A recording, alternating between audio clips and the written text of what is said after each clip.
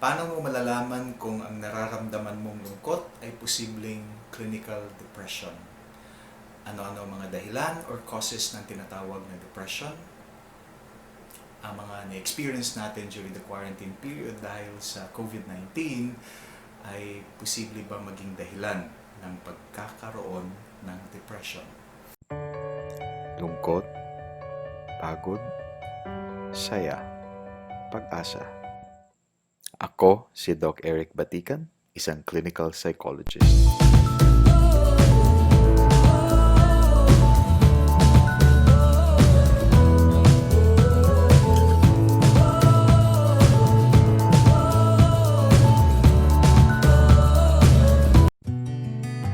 Halika, usap tayo.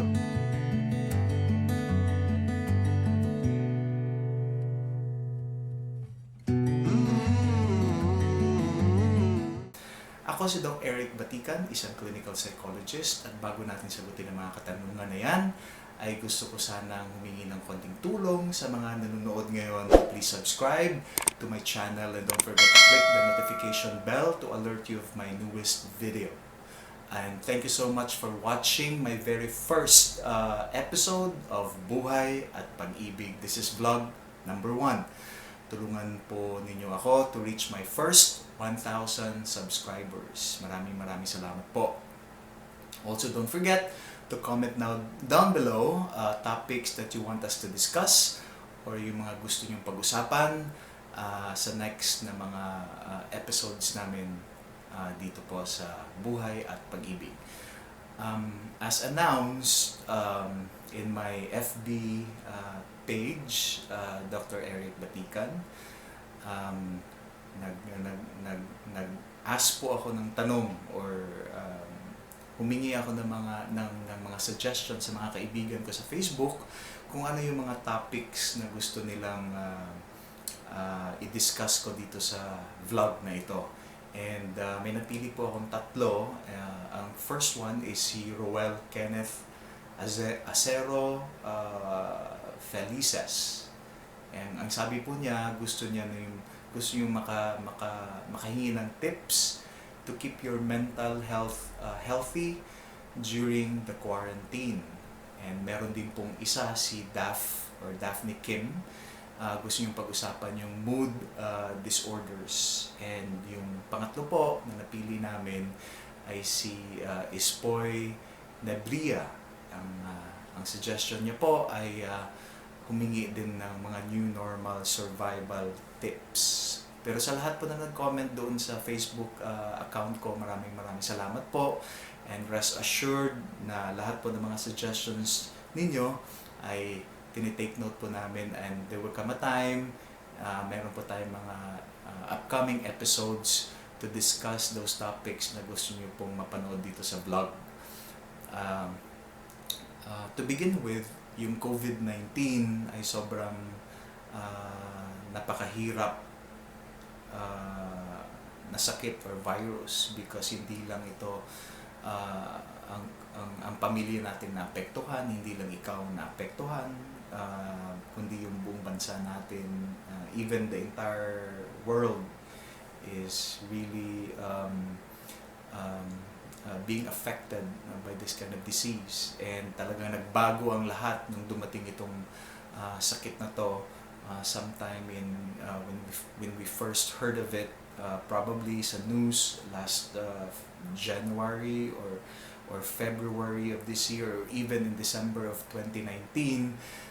Hindi natin akalain na magiging ganito yung kanyang epekto sa society natin. It affected the society economically, politically, and even psychologically. That's why ang topic na ito ay very timely and very important, kasi maraming nagtatanong about yung epekto ng COVID-19 sa mental health natin. And isa na nga ito yung pag-uusapan natin ngayon, yung number 1 question about depression. Ano-ano ang mga signs and symptoms of depression? That's question number 1. So, unang-una po, number 1 is that kailangan nating bantayan yung mga unusual sadness or irritability. Normal po sa isang tao na maging malungkot, pero yung sinasabi ng unusual sadness, hindi naman po tayo ganun before this COVID-19 happened, pero bigla-bigla na lang po at naapektuhan na yung mood natin, which is considered very unusual for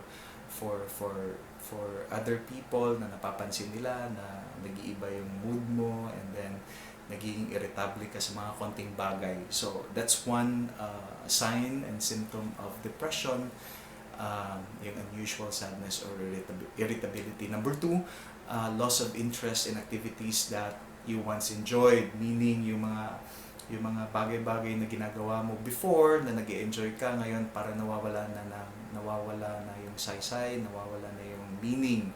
So most likely yung mga taong nagkakaroon ng depression, they stop doing those things na noon pa ay talagang ini-enjoy nila. Third is changes in weight. It's either maglulose ka ng weight or magigain ka ng weight. It has something to do with your appetite also, kasi some people who are depressed, ang tendency nila ayaw nilang kumain, so naapektuhan yung kanilang appetite.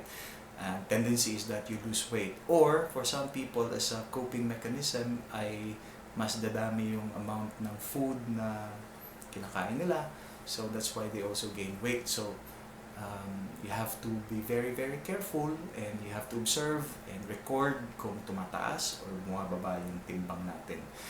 Pang-apat po is shift in sleep patterns.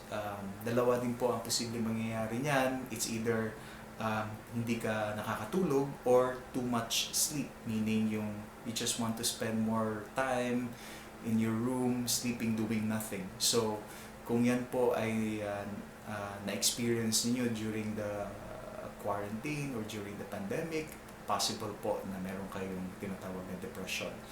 And number 5 po ay sluggishness. When you say sluggishness, yung parang nawawala yung the usual energy natin. Ang dami-dami nating ginagawa everyday. We feel very productive, but now, since nagkaroon ng quarantine or nagkaroon ng pandemic because of this COVID-19, wala na tayong ganang gumawa ng those activities. So we feel tired most of the time, nakakapagod kahit wala naman tayong ginagawa. So yun po yung meaning ng sluggishness. Number 6 is yung harsh or negative self-assessment. Bumababa po yung pagtingin natin sa sarili natin. Sometimes we feel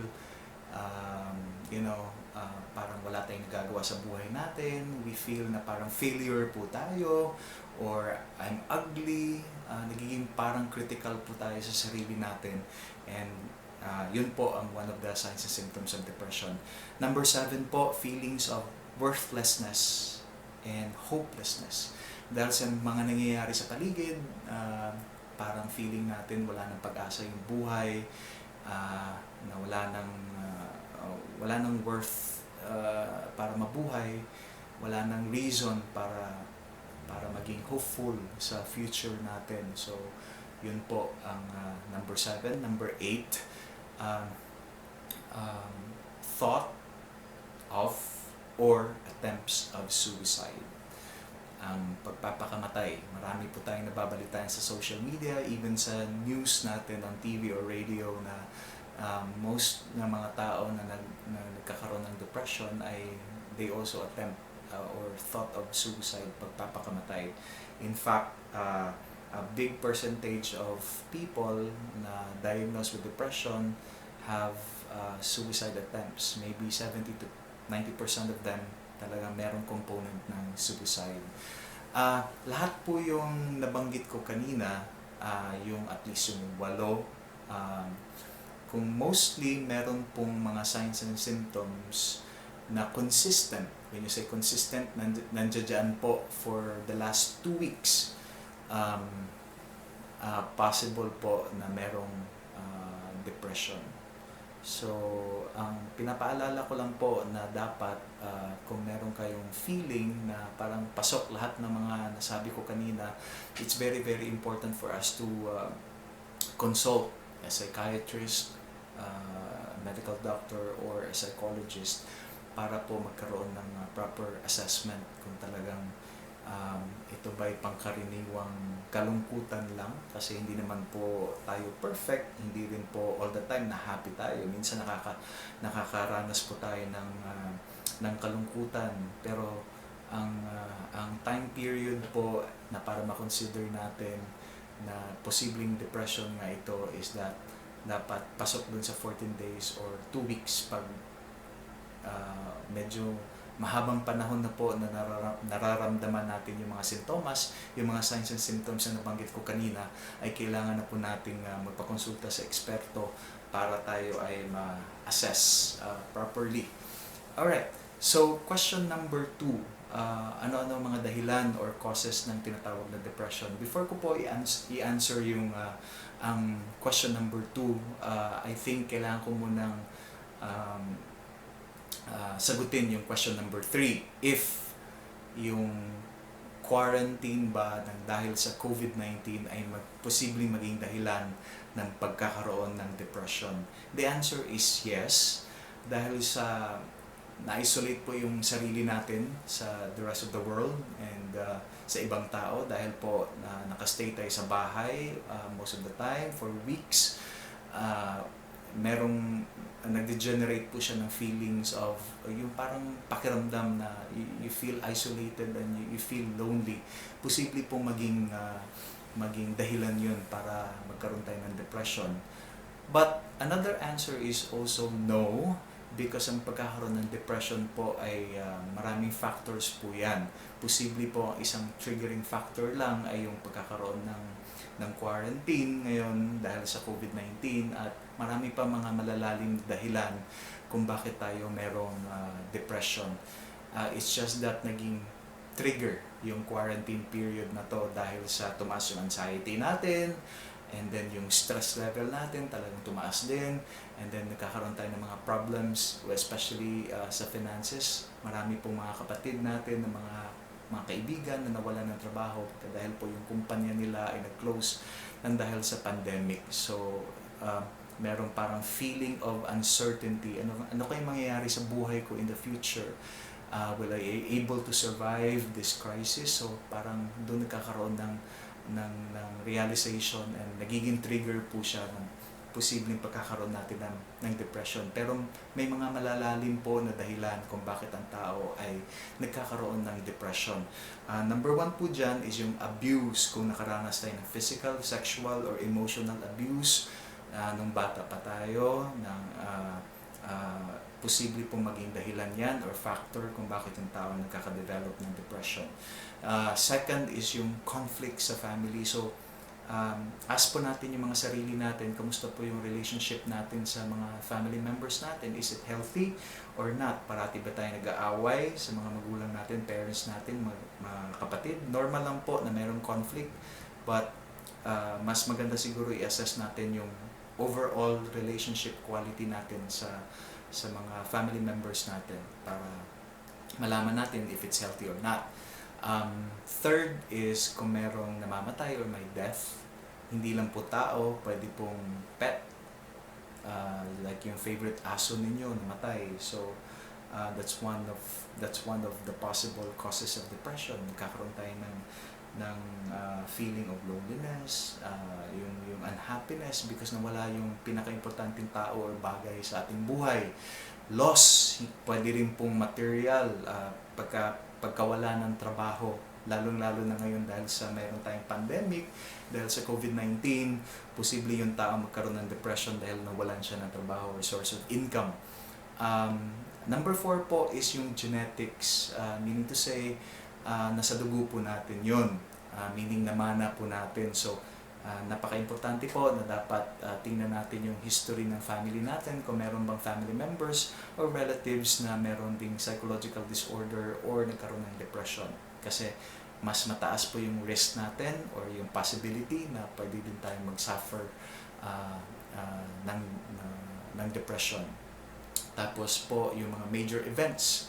Anong ibig sabihin ng mga major events? Yung mga transition Like for example, may mga major events, mga nangyari sa buhay natin na hindi natin ina-expect, pag-transfer ng trabaho or pagkawala ng isang kaibigan dahil nagtrabaho abroad, or it could be anything na makonsider natin na major events. Yung nag-a-adjust pa tayo and possible po siya na maging cause ng depression. Serious illness, especially po yung mga terminal illness, like for example, cancer, mga life-threatening illnesses. Minsan, ito po yung dahilan kung bakit yung tao nagkakaroon ng depression dahil nawawala yung pag-asa and naging uncertain po yung future. Feeling natin pag meron tayong sakit, baka anytime pwede tayong mamatay, and then yun po ang mga dahilan kung bakit nagkakaroon tayo ng depression. And lastly is also substance abuse. Pagtitake ng drugs, prohibited drugs, like for example alcohol or mga pinagbabawal na gamot ay posible pong maging cause ng depression. Or posible rin dahil sa depression, there is a tendency na you will consume alcohol or even smoking cigarettes, or you will engage in yung mga illegal drugs use. So yun po yung mga nabanggit ko, ang posibleng mga dahilan kung bakit nagkakaroon ng tao ng depression. So to summarize, pwede pong genetics, yung sa dugo na mamana natin, plus the environmental factors, and plus yung stress, yung current situation natin ngayon na posibleng maging trigger, especially during the quarantine period dahil sa COVID-19, ang magiging dahilan kung bakit nakakaranas ang tao ng kalungkutan or what we call clinical depression. So ano po yung mga tips and ways to manage or cope with depression? Of course, pinakauna-unang advice ko po is talagang to seek professional help, especially kung yung feeling ninyo na parang hindi nyo na makaya yung mga nararamdaman nyo, hindi nyo maintindihan. So it's really better to consult a psychiatrist or a psychologist kasi meron po tayong mga gamot na pwede nating i-take para po sa depression, and then meron po tayong tinatawag na therapy para po sa depression. Pero ito po yung mga pwede nating magawa during the quarantine period, especially now na napakahirap po na mag-book ng appointment sa mga doctors natin. Yung iba po ay talagang natatakot pumunta ng clinic or hospital.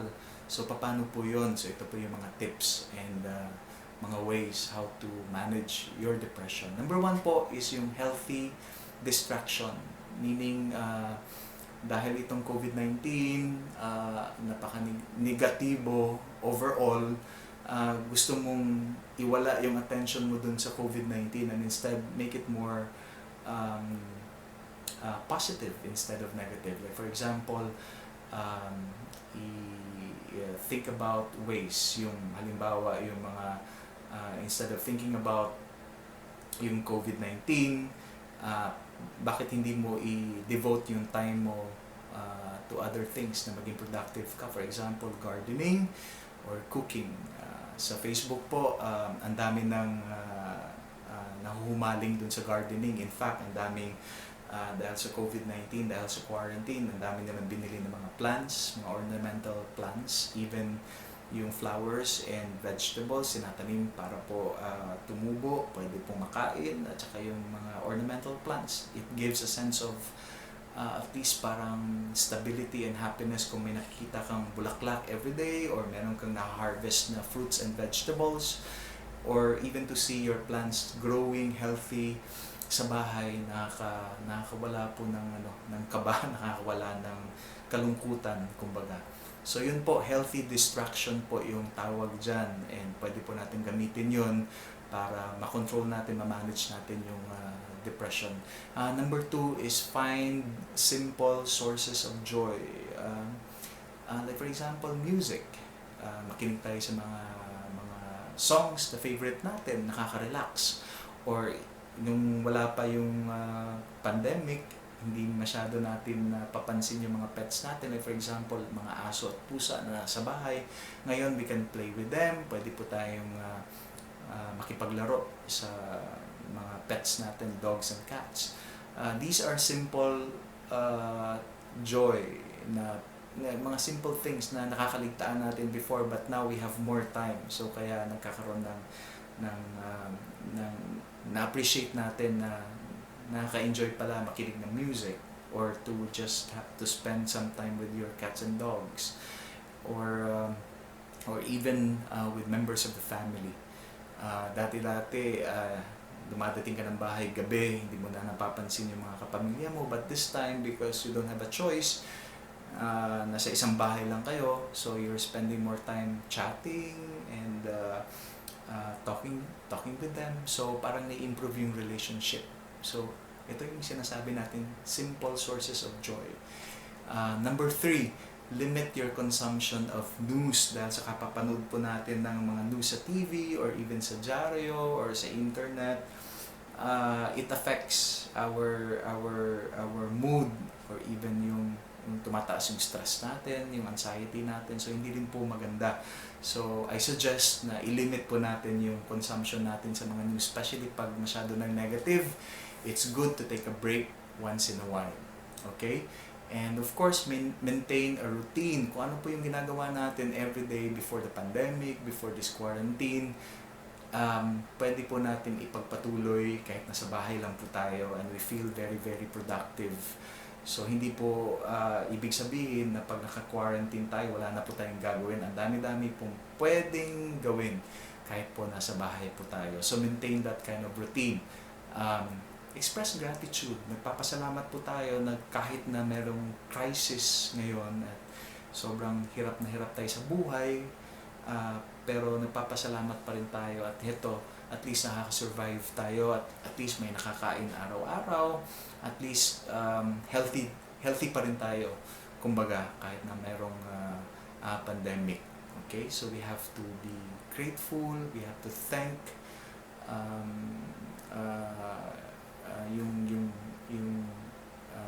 those people who have been good and helping us ever since, especially syempre our faith nandyan pa rin. So we are very thankful na buhay pa rin tayo at na-appreciate natin yung life. Okay? And of course, healthy diet, napaka-importante po na kailangan, dahil nasa bahay lang tayo, much better po na tayo yung mag-cook or magluto ng mga pagkain natin, kasi may choices tayo, and make it really, really very healthy. Kung before, sanay tayo sa mga fast food, mas maganda siguro na maging healthy naman yung diet natin ngayon. We take protein and then balanced diet, like we have fruits and veggies also. Alright? And huwag po natin kalimutan yung mga relaxation technique. Ano po yung mga ginagawa natin to feel relaxed and kalmado po tayo. Sa mga Filipinos po, yung nagiging kalmado tayo pag nagpe-pray. So that's a form of relaxation technique. Meron pong meditation din. Play your favorite music, and then you feel more relaxed, or just go to one corner of your house and then you just meditate and do yoga, and then you feel relaxed. Kung ano po yung nakaka-relax sa'yo, yun po yung gawin ninyo. Okay? Number 7 is yung sleep well. Yung pagtulog po ay napaka-importante, but don't overdo it. Meaning, yung ibang tao tulog na lang ng tulog, hindi din po maganda yung sobra yung tulog. So meaning, kung ano po yung required number of hours ng tulog natin, even before the pandemic, like 6 to 8 hours, ganun pa rin po ang ano natin, fina-follow natin. And then don't spend too much on yung sa internet, tapos madaling araw na po tayo natutulog. So mas maganda na balance lang po. Sleep well, yung quality sleep, yung tinatawag na. And of course, very, very important to burn calories. Exercise po tayo araw-araw, and then that would produce good hormones, and then you feel better about yourself. Okay? And then number 9 is communicating with friends. Kahit po naka-quarantine tayo, may mga other ways din naman po na pwede tayong mag-communicate with friends. Example, through the internet, yung social media. Good thing meron tayong technology ngayon, cellphone, pwede po nating tawagan yung mga kaibigan natin, yung mga family members natin na nasa ibang lugar, na na-lockdown po doon. We still communicate and we still connect with them para we don't feel lonely and isolated. And as a final message po, I hope na nakatulong lahat ng mga tips na binanggit ko. And then of course yung mga signs and symptoms of depression. And dahil sa naka-quarantine tayo because of the COVID-19, because of this pandemic, hindi po ibig sabihin na mawalan tayo ng pag-asa. Tayo po mga Pinoy ay very resilient, meaning very hopeful, and lahat po ng mga crisis or dilubyo, disasters na pinagdaanan natin ngayon, nakaka-survive po ang mga Filipinos. So, there is still hope amidst this crisis. And we always want to stay positive because malalampasan din natin ito, problema na to. And then we adapt to this situation. Wala na po tayong magagawa kundi mag-adapt. As a human being po, nature po ng mga tao na talagang nag-a-adapt tayo kung ano mang sitwasyon na meron tayo ngayon. I am very confident na lahat tayo makaka-survive and makaka-adapt. And then we follow the rules and regulations po ng government natin para hindi po dumami yung mga cases natin dito sa Pilipinas. So always wear your mask. And then, huwag po tayong pumunta sa mga matataong lugar. And then, we limit our movement, your physical movement. Go out only if it's necessary. Follow po tayo ng rules para po makontrol natin yung pag-spread ng virus. And of course, you have to stay healthy, physically and mentally. So ito po, si Doc Eric Batikan. Thank you very much and God bless us all. Thank you. Bye-bye.